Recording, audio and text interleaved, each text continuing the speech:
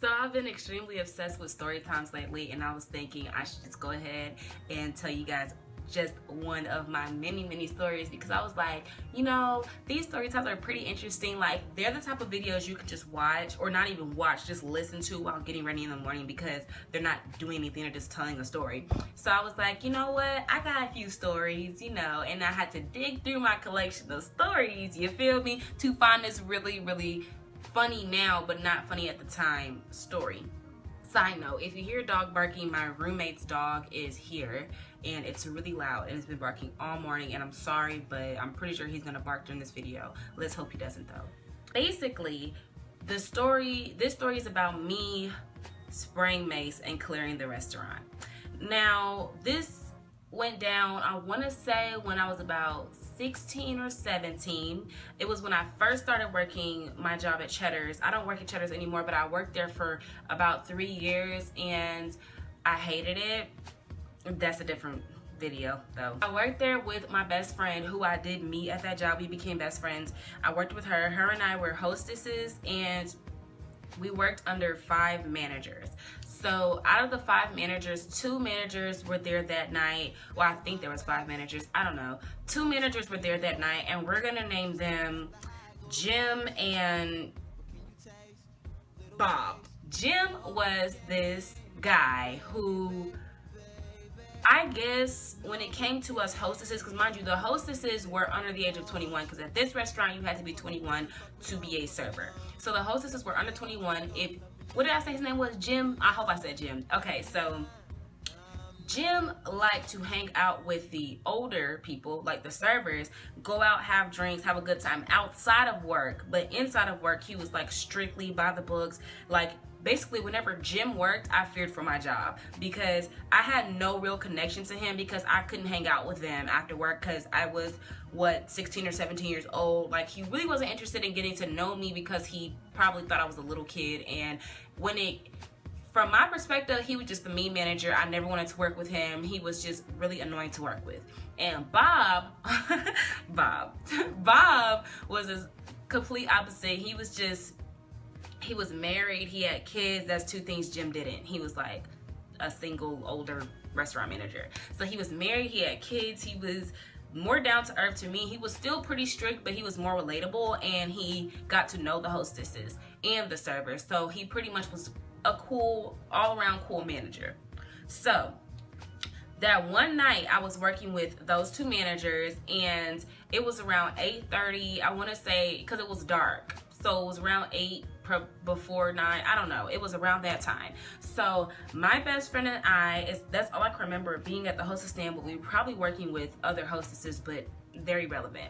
So my best friend and I were at the hostess stand doing our job, and a woman leaves her keys, or a man, it's a woman's keys, because I see a pink, or what I think is perfume, hanging on the keychain.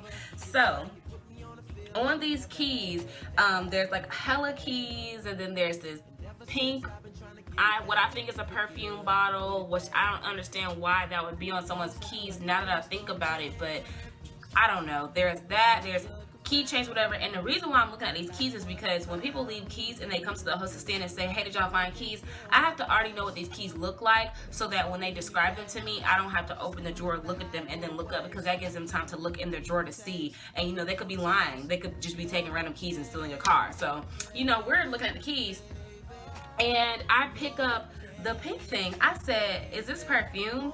And Jeremy, which is my best friend, I can say her name because we think this is funny now. We talk about this all the time, but at the time it wasn't.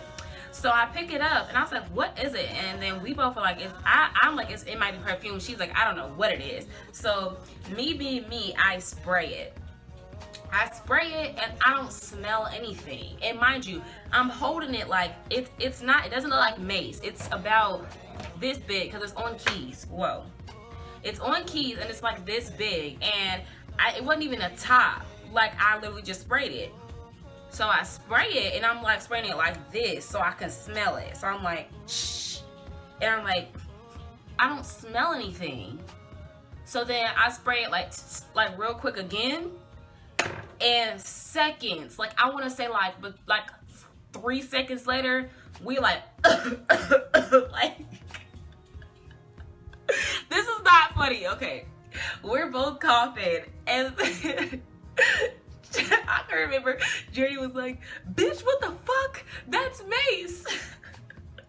And like a whole minute after that, there's this section that's like the hostess stand, and right behind, because if you've ever been inside Cheddar's is really, it's like a really big restaurant. It could sit like 200 plus people just on the inside, and that doesn't even include the outside patio seating. It's a really big restaurant. So right behind the hostess stand, we call it the fan room, and basically it had 3 booths, 6 tables, and like booths going across this wall.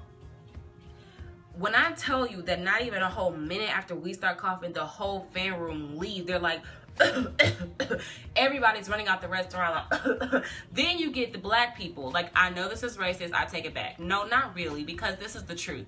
The black people that weren't even nowhere near the spray, because just because I sprayed it don't mean the whole restaurant need to evacuate. I didn't run around spraying it. I sprayed it a little bit at the hostess stand. So the whole back of the restaurant, they start to see people leaving, so they leaving too. And on the way out, they start coughing because you gotta pass the restaurant to the hostess stand to leave. So they start they leaving. Mind you, these people that are leaving are not paying for food. So at this point, I like start crying. I'm just like, I'm gonna get fired. Because honestly, if I was a manager, I would fire me. You cleared the restaurant and left all these open tabs. People are not gonna pay for this food. Like, you have people saying, excuse me, I spit. You have people saying, oh, she contaminated my food. You have people just straight leaving, like eating and dipping, like taking food and leaving. Like, nobody's paying for anything. I'm like, crap, I'm going to get fired today. Like, I'm going to get fired today. So then the first thing I do is I like get it together real fast because I'm trying to like save the day. So I run to the office, and thankfully Bob was in the office, not Jim, Bob.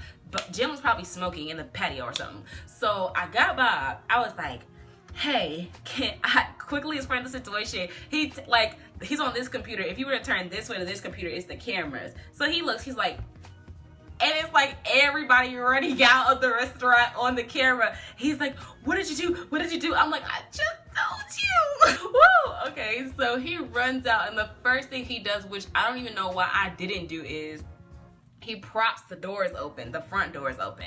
So he props the front doors open with, there are like these benches on each side of the front door that you can wait on, and he like pushes the door behind the bench so it'll stay open, so it can air out. So then this is what kills me. There's this old lady on an oxygen tank with her son, and they're walking out real slow, and she's like like wailing. I'm like, if I kill this woman, I will hate myself forever. Like, but she didn't die. Thank the Lord she didn't die. So I like immediately run outside to the patio, and I'm like crying my ass off. And the thing is, I hate crying in public. I don't like to see people, I don't like people to see that side of me and to see me weak. So I like run outside to do it. And then Bob's son worked there. He runs out and he's like, what's going on? Because he works in like the dish pit, so he has no idea what's going on. He's like, what's going on? So I tell him, and he starts busting out laughing. Like, he thinks it's so funny. I'm like, do you realize I can get fired? Like, I'm probably gonna get fired. Like, why haven't I been fired yet? So freaking Bob goes to get Jim.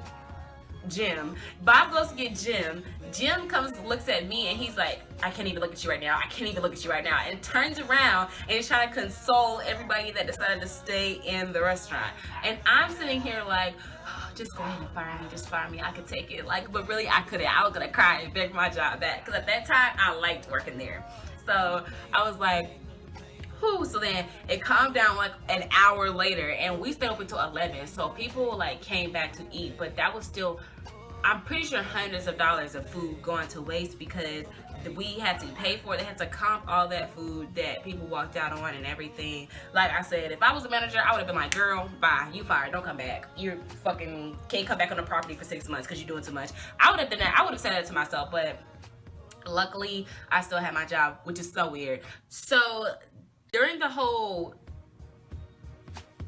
chaotic mess, Bob tells me, because there's two doors. You know how you open a door and then you have to open another door to get in somewhere? That's how it was. So it's, you open a door, it's a sitting area. You open the door again, that's the hostess stand, another sitting area. So he propped the doors open to the first set of doors. So he wanted me to move the cigarette pit, which wasn't like a little ashtray. It was like this big old thing that sits outside of buildings to hold cigarettes, and it's like low, it's a short one.